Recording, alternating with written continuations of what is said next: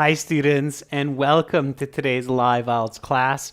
My name is Adrian. I'm streaming to you live from beautiful Victoria here in British Columbia on the west coast of Canada. I hope everybody has had a fantastic week so far, staying healthy, staying strong, and looking forward to this class. Welcome to our group of members, MA. I did see that you already sent an email, so we'll hook you up with the ASAP. Everyone, this lesson is listening, part 1 and 2. The goal, of course, is to hear the audio and know what you are listening to. All right. Welcome, March Denise. This lesson is presented to you IELTS Success. Visit us there. For the general IELTS, check us out at .com. That's help.com. On both of those websites, we have loads and loads of materials to help you improve your English and your communication so that you can get those high band scores. While we wait for some of your peers to join us, let me just show you this real quick. This is our academic IELTS website here. We are a British Council IELTS registration center, and you just have to click that big red button to join our premium package. And when you click that big red button and join, you'll have access to all of our materials or apps as well. And it is just a one-time payment for lifetime access. It's the same idea for the general IELTS. And again, you just click that big red button, and it's a one-time payment for lifetime access or as long as you need it to pass the IELTS exam. Honey, hi, Rashika. Good to have you in there. Nancy, my voice is lagging. If anybody else is experiencing that, let me know. I would assume that that's more YouTube than me. My system is as fast gets. All right. Okay. So we have apps: Academic IELTS Help, General IELTS Help, Instagram IELTS_AE Help, GIELTS Help. Lots of free materials on our Instagram for you as well. If anybody has questions, then just send me an email, adrian@aehelp.com. You can get a hold of me there. All right. Amazon has our exam books as well. You can search Amazon for these titles. And again, just a quick reminder to everybody that from next week, so from May 5th, we're going to have a new class schedule. It's a schedule that everybody voted on. So the new schedule will be UTC or GMT GMAT time or Universal Time, 12:30 to 13:30 and 14 to 15 o'clock. The usual days, Wednesday to Saturday. So that's going to be our new schedule. So for this listening, I am going to jump over to our websites, and this is our third exam. So let me just get into our website here for the audio content. All right. And on our website, you'll find lots of goodies, including audio CDs. And this is going to be track number 1 from CD 3. So now I'm going to play this audio through my microphone, so it is important that the microphone is working well. And if it's not, do let me know. Okay. And then put your answers into the chat only after the listening section. While you listen, your answers on a separate piece of paper or write it into a separate document on your phone or on your computer, and then we'll share them later together. Okay, so here we go, everyone, with listening section 1. So just like in the real exam, listen and answer. All right.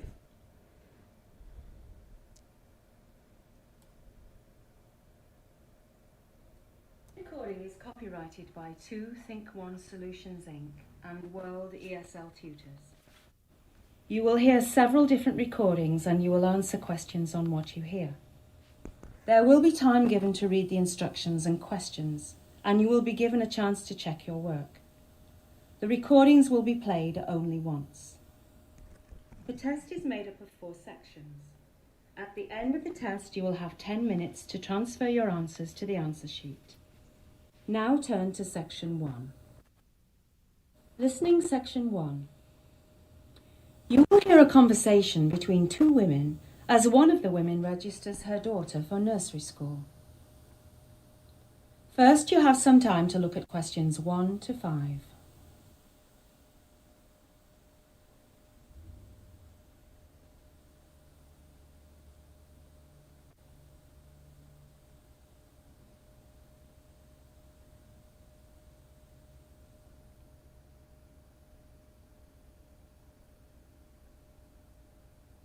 You will see that there is an example. This time only, the conversation relating to this question will be played. Good afternoon, Monterey Primary, Jane speaking. Hello, my name is Diane Johnson. I was hoping to register my daughter for nursery school at Monterey Primary. Of course, Miss Johnson. Would you like to register your daughter for full-day nursery school, or half-day, or full-day plus after-school care? Oh, just the half day. I don't think Matilda could handle a full day away from home just yet. The woman says she would like to register her daughter for half-day nursery school. So A has been indicated for you. Now we begin. You should answer the questions as you listen, because you will not hear the recording a second time. Listen carefully and answer questions 1 to 5. Good afternoon, Monterey Primary, Jane speaking.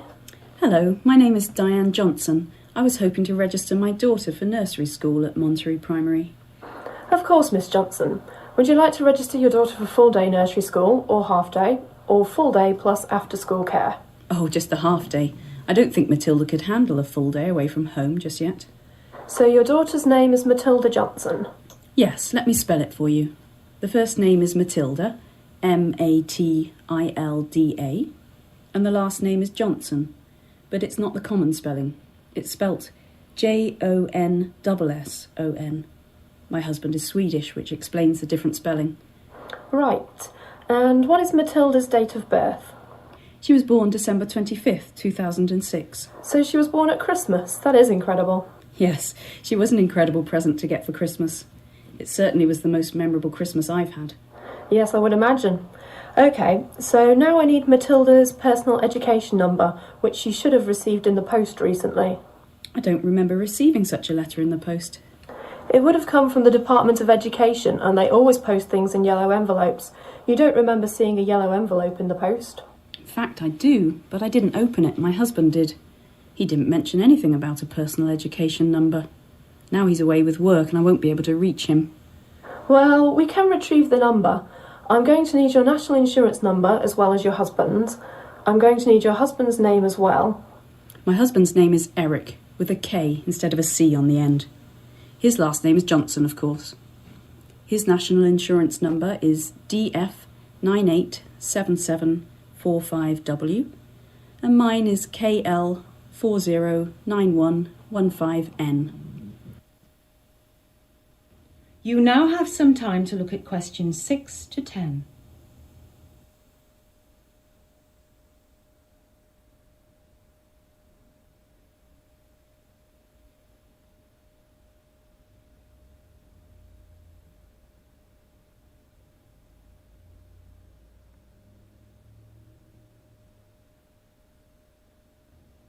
Now listen to the rest of the interview and answer questions 6 to 10. Right. Okay, let me see here. All right. Here is a personal education number. I will give it to you now so that you can write it down for future reference. It is T56340192. Just to make sure, the first character is T as in Thomas. Yes, and this letter in front of the number shows what region the child is originally from. The T in this case refers to Tyne and Wear. That would be correct, I'd imagine. Matilda was born in Newcastle, which of course is in Tyne and Wear. Okay, so we have all the information about Matilda that we need. She is now registered for half-day nursery school in September. Do you have any questions? Yes, I do. I was wondering what sort of training your nursery school teachers have. That is a very good question. Each of our teachers has, at a minimum, a 2-year diploma in early childhood education. Many of our senior staff have bachelor's degrees in education in addition to the 2-year diploma, and our departmental head, Miss Janet Roth, has a postgraduate certificate, bachelor's degree and diploma. Do not worry, Miss Johnson, your daughter Matilda is in very good hands. That makes me feel a lot better. Can you tell me when the first day of school is? And also, will there be an orientation day for new students and parents? The first day of class is the 5th of September, and yes, we do have an orientation day. It takes place on the 3rd of September from 9 to midday. Parents and children are strongly encouraged to attend. That is the end of section 1. You will now have half a minute to check your answers. And make sure to check those answers in that half minute, students. All right, let me just stop the audio and then we'll go through the answers together.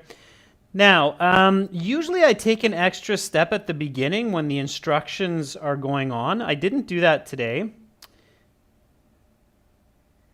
What is that extra step? So, what's that step that that's good to take at the beginning, which I did not take today? So, what should you do when you're hearing the instructions? Again, this will help you to hear and know the information, which is the title of today's lesson. So, what is that? Okay, before we give the answers, Gus says, show the next part. That's usually what I do. Yeah, see the next part, right? Absolutely. So Manvi says, look at parts 2, 3, and 4. Yeah, just so that we get an idea of those parts. Absolutely, that's what you want to do, okay? So I did, during the example, get to part 2 and look at the topic of part 2. Maybe some of you saw that. Part 2 will be something about a university. So I did check part 2, but I didn't check part 3 or part 4. So that means that those parts will be a complete surprise, and that's not good, okay? So I should look at those parts so they're not a complete surprise. Again, in the computer-based exam, it's really easy to look at the topic of each of the listening parts at the beginning because you can literally jump to them with just one click. Okay, you have like a navigation bar at the bottom of the screen in the computer-based exam, and you can just jump to each of the sections and check the topics, okay?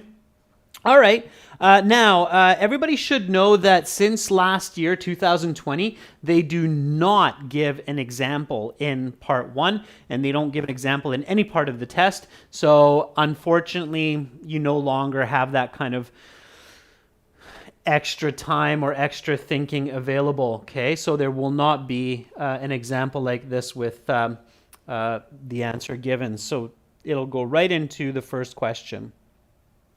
Okay, yeah, you can write all capital letters, Pavneet, in the paper-based exam or in the computer-based exam. Just hit caps lock.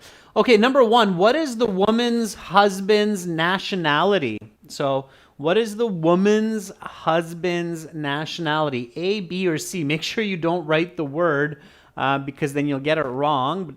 Blue, missing the B, blueberry, says Swedish. Yeah, so the correct answer here would have been B, absolutely. Okay. All right. Here we go. So how is a child's personal education number normally received? A, by post, B, by email, C, picked up from the school. Number 2. Now, for these multiple choice questions, when you're doing the exam, the computer-based, it's really easy because you just click. So in some ways, it's less likely to make mistakes in the computer-based exam in the listening than in the paper-based exam because you just click it. But in the paper-based exam, you actually have to put the letter into the answer key. And I definitely recommend using capital letters for the multiple choice, okay? So big B, big A, they're a lot clearer for the examiners, so there's no mistaking the D for a B, okay? So A, by post. Now, Blueberry says, I get distracted when they're spelling the names. Don't get distracted, stay focused, and if you miss it, don't panic. They usually repeat it, okay?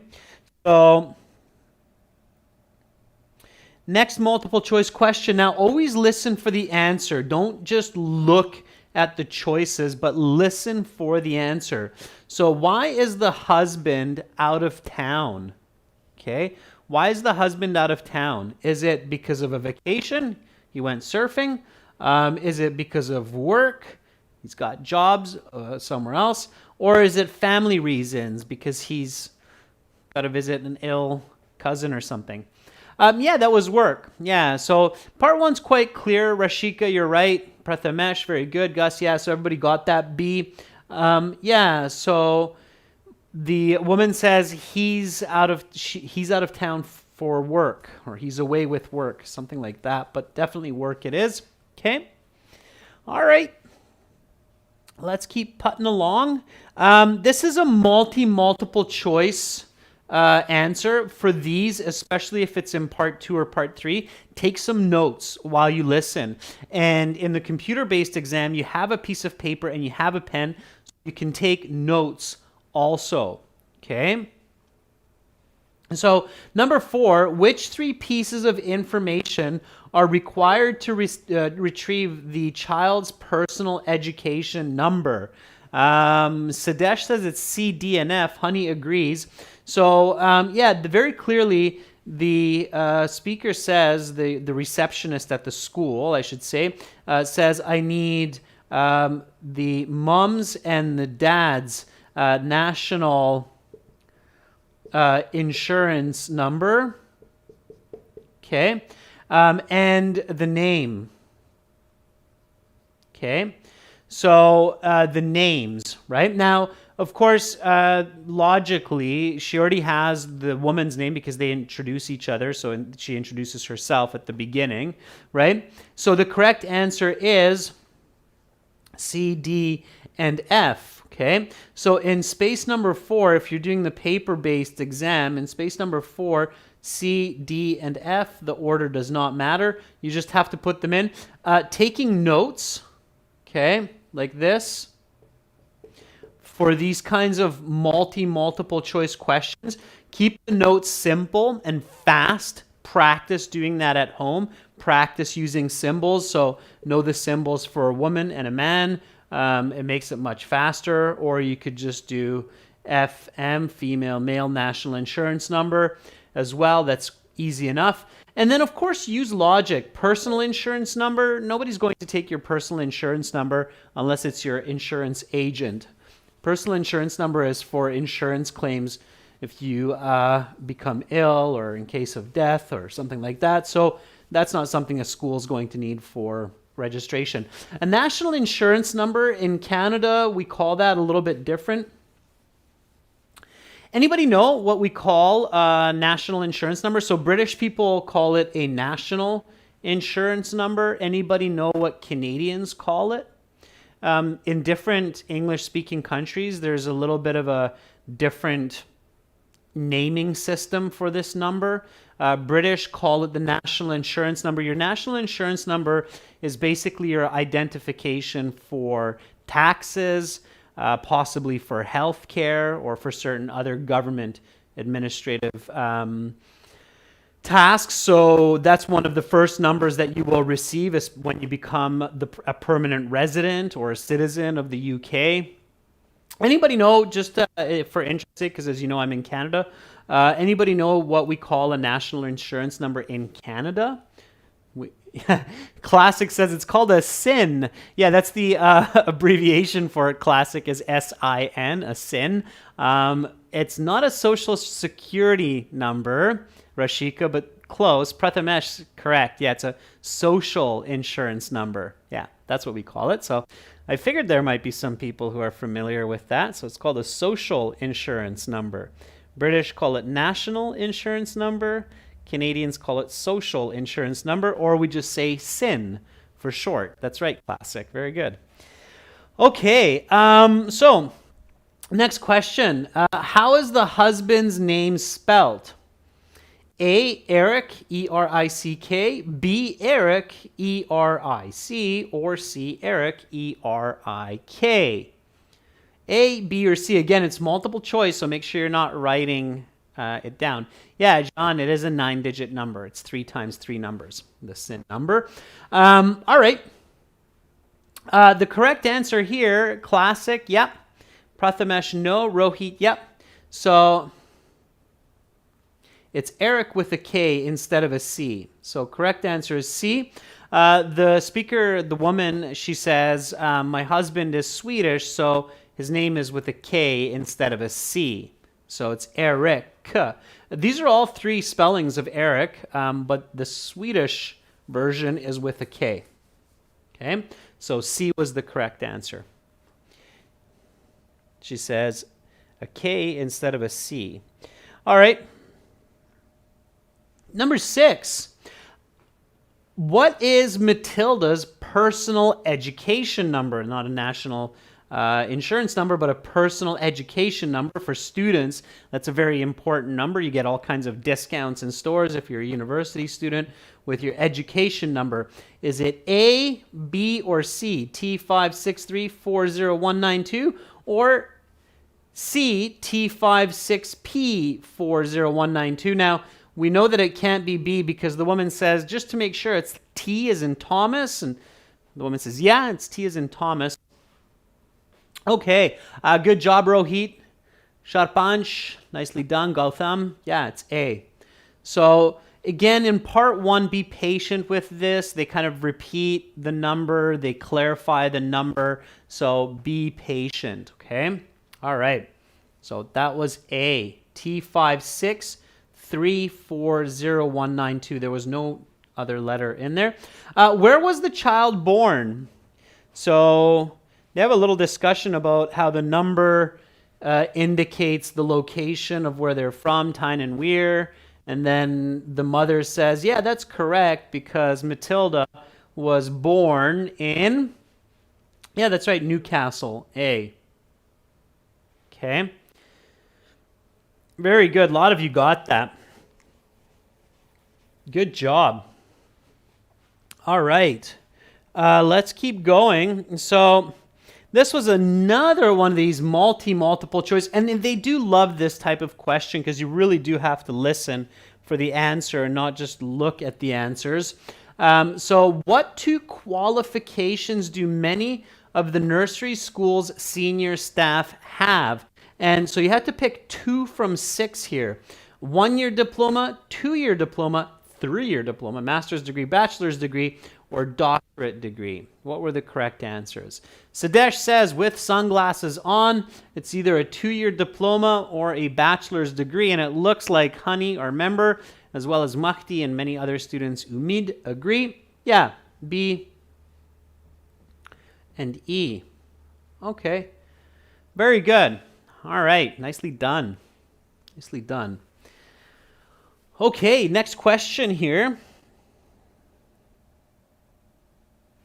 Question 9 to 10. Complete the notes below.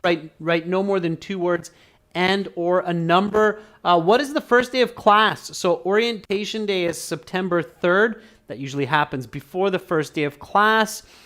When is the first day of class and what's the easiest way to write that? Okay, now again, you can use all capital letters for this on the exam to make sure that it's correct. Okay, PUBG Mobile with a little party swing says it's 5 September. Yeah, easiest way is Sept 5. Okay, so September 5th. 4 letters with a 5, nice and quick. 5 Sept is okay as well. Sidesh, you have a capital S, so that's good. All right. Orientation day is the 3rd of September. Orientation hours 9 to midday. And something and children should attend orientation.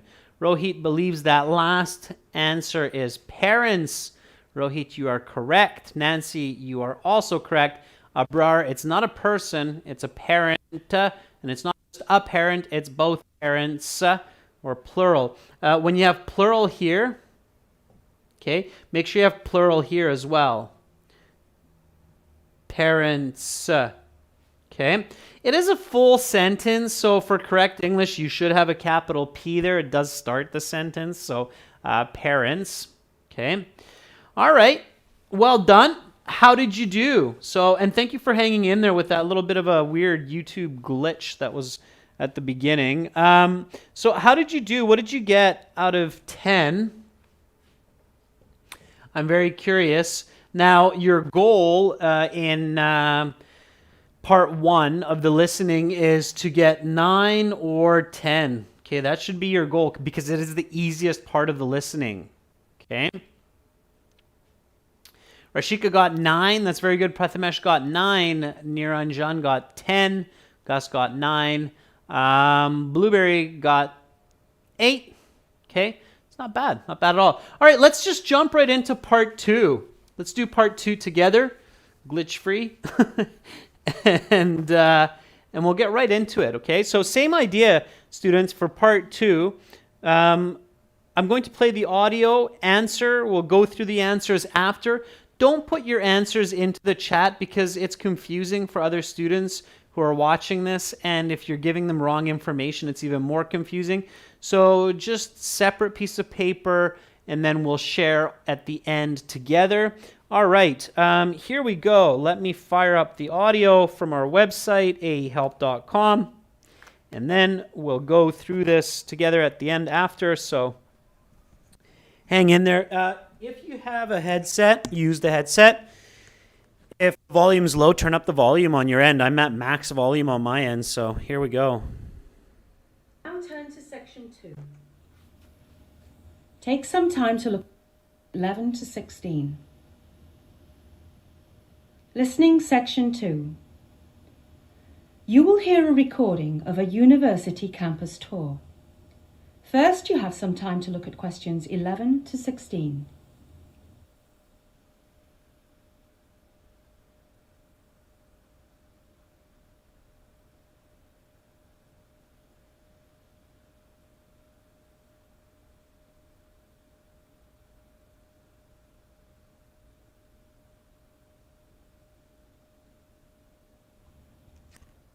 Now listen carefully to the interview and answer questions 11 to 16. Good afternoon, everyone. If you're here for the university campus tour, you're in the correct place. There are 2 purposes for this tour. For prospective students, you get to see the campus where you may be studying in a few months, and you get to learn some interesting information which may convince you to look favourably on our university. For parents, you get to learn what life is like at this university, so you know where you are sending your kids off to this autumn. Before we start the tour, I'd like to give you some background information. This university was originally opened in 1686, although from 1745 to 1805 it was shut down due to a lack of funding. The university is composed of 23 buildings which were built in one of 3 periods. There were 4 original buildings in 1686, a dozen more buildings were constructed in the period from 1805 to 1815, and the final 7 buildings have been added in the past 10 years. So there is a fascinating mix of 17th century, 19th century, and quite modern architecture.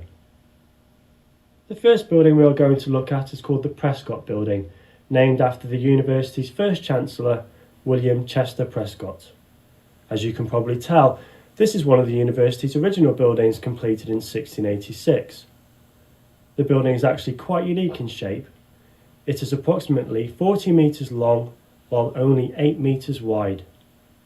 It also has these interesting circular areas attached to each corner, 4 of them in all. These 4 circular areas each house a large bell. None of the bells work today, however. As we walk in the door, I'd like to point out all of the beautiful Persian carpets on the floor. These carpets were donated to the university by a former student almost 150 years ago. It is very common for former students who have done well in life to give back to the university. Some give money, some give land, some give gifts such as Persian carpets. One former student even gave the university his pub after he died. By the way, that pub, which is located at the intersection of 3rd Street and Pine Avenue, gives students of the university a 30% discount. Now, if that's not a selling point for this university, I don't know what is. On a serious note, it is our outstanding education which makes our university a top competitor on the global front. You now have some time to look at questions 17 to 20.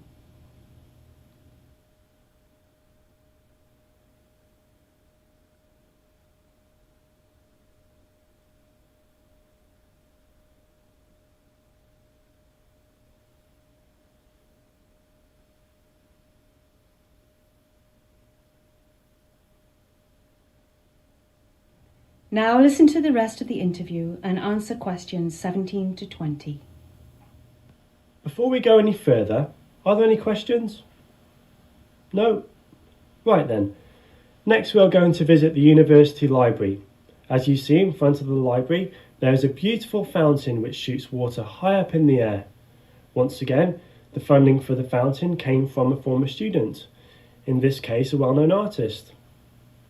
It was constructed just 15 years ago at the cost of £50,000. As we step into the library, I think what you'll notice at first is the fact there are no books. Indeed, there are no books at all on the entire ground floor. On the 5 upper floors, however, there are over 3 million books. The library's collection has been built over time through private donations, gifts from former students, as well as university purchases. There is also a special collections area where there are original works dating back to the year 1588. Next on our itinerary is a visit to the sporting facilities. Here at the university we have over a dozen different facilities for almost any sport you can imagine, ranging from football and rugby to tennis and squash to archery and cricket. Our rugby team has won the national championship 3 out of the last 5 years. As you'll see on your left is a famous wall where we put pictures of. That is the end of section 2. You will now have half a minute to check your answers. Always use that half minute, students, to check your answers before going on to the next section. We're going to go over the answers now together. And we'll check how you did. Okay, so here we go. So this was a filling out the table. Really pay attention to the information contained in the rows and columns. Write no more than 2 words and or a number for each answer. Pay attention to that as well. When did the university open? So university opened in this year, quite a long time ago. Yeah, UK has some very old schools indeed. So what time did it open? Rahul says in 1686, and Navneet Sidhu agrees, and I agree with the both of you. It was 1686, and that's actually the way that he says it. So pay attention to that. In English, for years like this, usually we break it into 2 digits. So 1686. Okay, so they won't say 1686. They'll say 1686. It's just the way it's done. Okay. All right. Then for a number of years, the university is shut down. And then the man says that, well, altogether there are 23 buildings. Okay. And then talks a little bit about when these buildings were built, right? So in 1805, between 1805 and 1815, in these 10 years, there were a number of buildings constructed. It's kind of like when the university really got going. Sadesh says it's 12 or a dozen. Yeah, so either or. So you could write 12 or you could write dozen. A dozen is indeed 12. If you're buying a baker's dozen, it's 13. You get 1 bonus. For English speakers, the word dozen is easy to remember because there are 2 staple foods that we count in dozens. One are eggs. Okay, this is just for your learning. A dozen eggs. I was kind of surprised that in Europe they have 10 eggs to a carton. In the US or Canada, and I think in the UK as well, it's a dozen eggs. So you get 12 eggs per carton. Okay? So a dozen eggs. Or the other food that we buy in a dozen, anybody know? Just as kind of a fun bonus question. What's the other food other than eggs that Canadians, Americans, maybe British as well, buy in a dozen? NBX Gaming, I don't need a rest. I'm just getting started. Okay. Not pencil, not bananas. Good try, NBX. Good try, Chinny. Not bananas, not pencil. It's a delicious food. I'll give you a hint. It's round. It's got a chocolate top. It's got a filling. It's not a fruit. It's not a dozen carton of milks. Sadesh, not bagels, but close. Not apples. Nope. Not pizza, Gus. We love pizza, but not buying them by the dozen. Close. It's a donut. Yeah, there we go. Jerry Joyce Pangan's like, it's a donut. Prathamesh Sadesh says, donuts. Yeah, we buy a dozen donuts usually. So a dozen eggs or a dozen donuts. You'll never forget the word dozen now. All right. And you usually get a better deal when you buy a dozen donuts. Okay, so anybody who loves donuts, Tim Hortons, there you go. All right. So in the past something years, 7 more buildings were constructed. How many years? So number 13, 17.4 or 545 a month says in the past 10 years. Blueberry agrees, Navneet agrees. Yeah, it was the past 10 years, past decade, past 10 years. Okay, number 14, you had to kind of identify the graph here, or the diagram. The Prescott Building, which is the first building that was built in 1686, was built in a unique shape. How did it look? A, B, or C?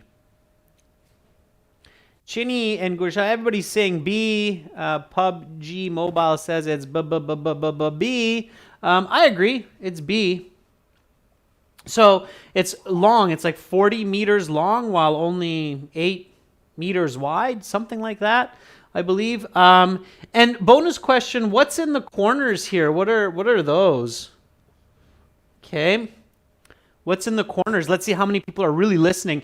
If you want to really get a high band score, like a band 8 or a band 9, you need to have this level of listening where you can catch even details that they're not really asking you.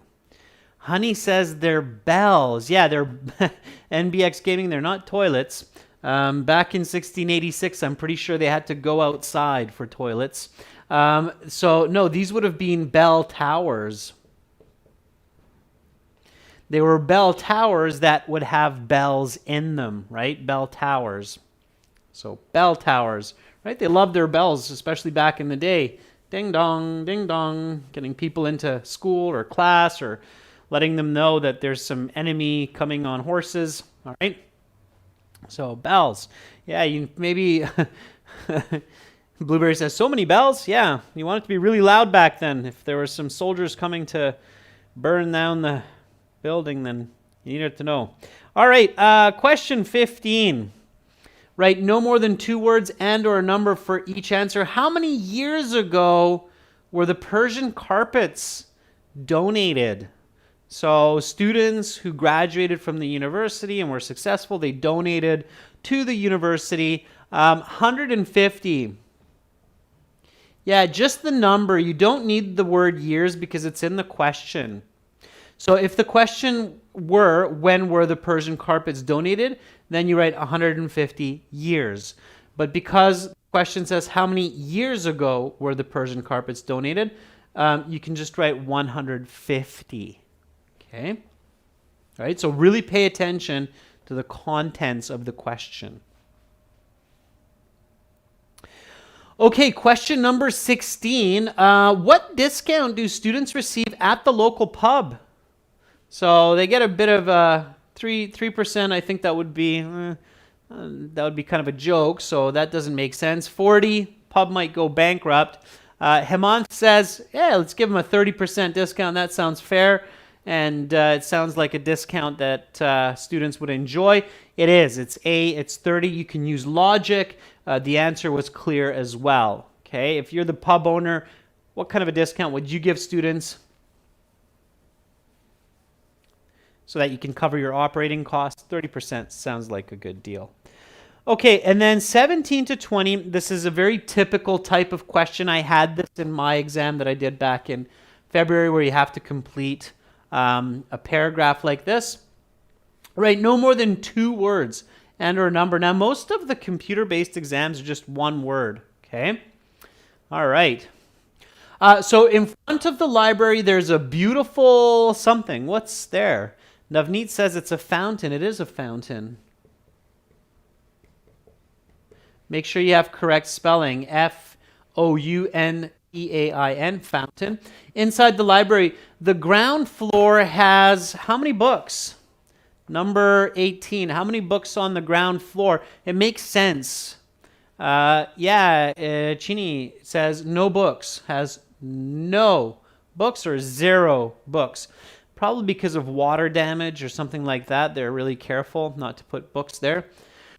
The upper floors, however, house over 3 million books. The collection was built by donations, gifts, and university purchases. Additionally, there is a something area. Now, this was a tricky question because it's the name for this area in the library.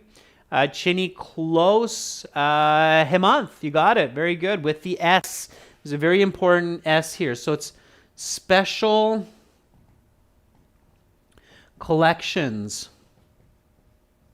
Okay, and you only get this one correct if you have the S. So a special collections area. Okay, it's called a special collections because it's more than just one collection. It's multiple collections, and you can actually count collections. So it's a special collections area with works dating back to, notice how works is also countable when you're talking about books, dating back to 1588. There are many sporting facilities, including the rugby field, which is home to the rugby team, which has won 3 of the past 5 something. 3 of the past 5. Honey says national championship. It's close, but not quite. 3 of the past 5 national championships. Very good, Sadesh.